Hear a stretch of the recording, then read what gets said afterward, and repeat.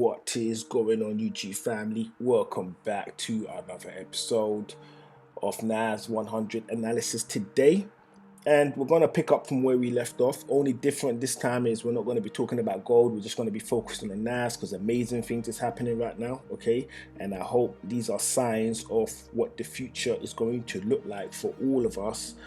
Obviously, the ones that are participating in the market, traders, right? For the rest of 2024. So with all of that covered, I would highly recommend you hit the subscribe button, turn on the notification, and drop us a like. For the information I'm going to be sharing with you today, you're going to find super useful, and I believe it's going to help you navigate the market, right? I believe all the information that you're going to get from this video today is going to aid you in your overall strategy on how you actually navigate the NAS, right? So with all of that covered, we're going to get straight into it. So in the last analysis that I talked about in regards to NAS, right, we talked about this shape over here. So I was in two minds in regards to what was taking place in this zone right now, okay? So the first mind was it was going to be a head and shoulders, right, something like that, and then come down, okay? And then the second idea was that it was going to continue to push up, right? Now it looks like the first idea is, well, first or second idea, either way, the one where price is basically pushing up, it looks like that's the one that we need to keep an eye at, right? So basically meaning that this scenario that we had over here, okay, which was the deepest cut that NAS has ever produced, according to all the charts that I've looked at, and as far back as I can go, this is the deepest cut that the NAS has ever done in terms of correcting itself, right? So in my opinion, from the standpoint of traders, it's going to be an easy trade. So just as the title of this video suggests, or the thumb of this video suggests, it appears to me right now as it stands that the good old days are back. What do I mean by the good old days? I'm talking about all of this, okay? All of this, where literally you could just buy the NAS with no stop loss, right? And essentially you was going to get the outcome that you was looking for, which was price was going to keep pushing up, right? It appears that what we had going on in this area, we now have going on in this area over here, okay? So it looks like the good old days are back. Trading in regards to NAS is going to become super straightforward in my opinion. And once again, it is important I say this, I'm not a financial advisor, I'm not giving you financial advice, I'm not saying everything I'm saying is going to happen. All I'm basically saying is it's super important you do your own due diligence, do your own homework, make sure everything you're watching on this channel makes sense before you commit your hard-earned capital to any trades, okay? Because trust me, I do the work, and when I get it wrong, it's me that suffers. Just like if you follow the instructions in this video blindly and it goes wrong, it's your fault, not mine, right? Right. So with that covered, we're going to get straight into where I think NAS is going to go this week coming. Okay, so with that, we're going to go into the hourly. So let me just switch over to the hourly chart. Okay. And we're just going to recap some of the moves that took place last week. Hence why I always keep saying what it is that I'm saying, right? I know it goes over a lot of people's heads in regards to the weekly highs and the weekly lows, but trust me, this thing is effective, right? You want to be mindful about that. You want to be mindful. So I've already done some of the work on this already, okay? Because last week I was actually in the NAS situation. I was taking full advantage of the NAS. There was no way I was going to leave that on the table. So I made sure I took advantage, right? And I hope you was able to spot some of the things I've been talking about forever on this channel, which is the weekly highs and the weekly lows. You need to keep an eye on those levels, right? In my opinion, they are way more important than support and resistance levels.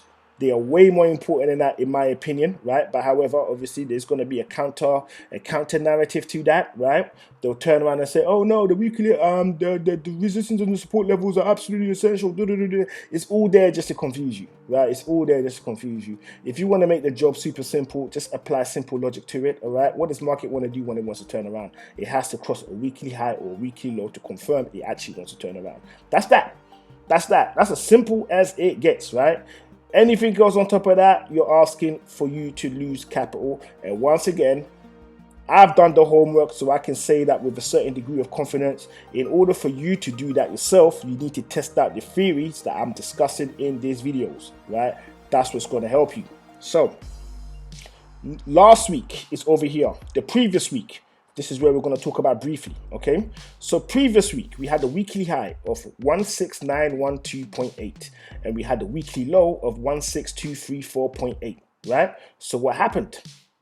The weekly high was taken out over here. So let's just draw a nice little bubble around that. Weekly high was taken out over here.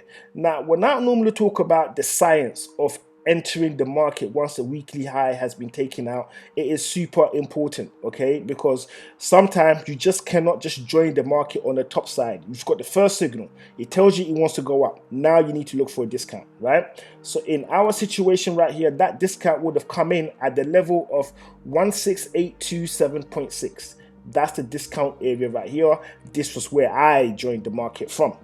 Okay, right, that's where I joined the market from. Once I identified this area had been taken out, the weekly had been taken out, this is where I joined it, and I hopped out on the Friday on the weekly high. Simple as that. No confusion, no major levels and all the rest of it. I mean, they're important, but there are certain things that are way more important than that, and in my opinion, it's the weekly highs and the weekly lows. Learn to master those things and you're good with your trading future as far as I'm concerned, and this is what I am doing right now. I am attempting to master, not even attempting, I'm in the process of mastering this particular concept, because I believe it's going to work. It's way more effective than anything else out there. It's way more effective than, in my opinion, it's way more effective than the fair value gaps. It's way more effective than smart money concepts. It's way more effective than any of that, because it literally lets you know when it is turning around. Right? That's all you got to do is wait, and that's the hardest part of being a trader, is being patient. And the closer you get to mastering all of this, right? Weekly highs and weekly lows, guess what? It takes care of the psychology of the trades, because now you're not sitting there thinking and praying that it goes in the way you want it to go, because you know it has to move, right? And if it's wrong, it's wrong, because not all the time it obeys it crossing the weekly high and then going in a certain direction. When I say weekly high, it's interchangeable between the weekly highs and the weekly lows. So it doesn't always mean that it's going to go in that direction, but it's one of the most solid indications to let you know where the intention of where price actually wants to go, right? So we've got that covered. Weekly high, boom. If you were listening to this video, paying attention, you would have been able to seize upon this opportunity once the weekly high was breached. Simple as that, okay? So moving forward for next week, for this week over here, that there is nothing there because nothing has taken place. What are we looking out for? Once again, like I say, over and over and over and over again, I'm waiting for a weekly high to be taken out or a weekly low to be taken out. Right? So the weekly high currently sits at 17354.6 and the weekly low sits at 16566.3. These are the two levels we want to see taken out, right? Once one of these is taken out, we know what we need to do. So, okay, let's put it this way. I feel really good about what's taking place in the US market right now. All the stocks are starting to go up, which is fantastic. I'm hoping that it's going to continue throughout the duration of 2024 to 2025. Right, that's what I'm hoping for, right? But however, I have to be realistic in my views. Market does whatever market wants to do, and I have to make sure that I am prepared at every stage of the market movements, that I'm able to take maximum advantage of when it does whatever it wants to do and how it wants to do it. So for example, although I'm hoping for price to go up forever, I have to bear in mind that it may cross the weekly low. And if it crosses the weekly low, then what I believe is taking place, which is the thumb of this video, which is the good old days are back, right? That might not be the case, and we might be heading back down again to the bottomless pit, right? And once again, using the system of weekly lows and weekly highs, that will help us navigate price should it push all the way down. So next week, we want to know, is price going to close above 17354.6, right? Or is price going to close below 16566.3? If it does one or the other, we know what side of the coin we need to be on, right? And once again, this is not a foolproof system. Sometimes it will give you the okie doke. It will swing around and go back in the other direction. But this is the best thing that I can come up with right now that is super effective. Alternatively, you can jump on the smart money concepts. Those concepts work as well. All right, you can look for areas of liquidity and target those areas too. There is absolutely nothing wrong with that. But however, I believe that this style is way more effective than most of the styles out there, right? In my opinion. So that's opinion one. And opinion two is when you combine it with all the different styles of trading that there is out there, it's only going to make you that much more effective of a trader. Once again, in my opinion, right? So we got the levels that we need to keep an eye out for next week, right? Which is this level over here and this level over here. And now we also need to bear in mind of areas where we might possibly be able to get a discount. Okay, so if this level is taken out, where is price most likely going to pull back down to? This is where the smart money concepts comes into play, right? There is liquidity sitting right here. Okay, so I would target the level of 17054.1 as a possible area where price may want to pull back down to. Alternatively, there is another low point, which is 16827.6. This area right here. Price may also want to visit this zone.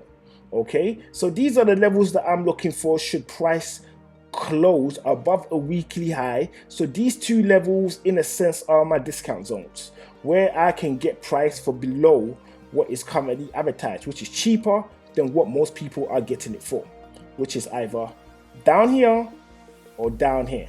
Okay, it closes below this level over here.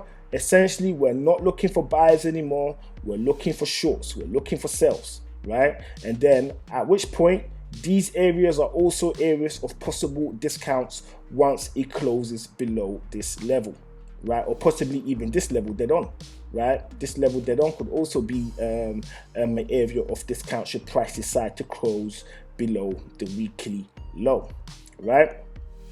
So let me just have a quick look, see if there's anything else I need to add into this analysis just to strengthen it up a bit, right? So you know what, I'm just going to drop a fib on here and let's just see where everything is. Let's go to, just go grab the fib.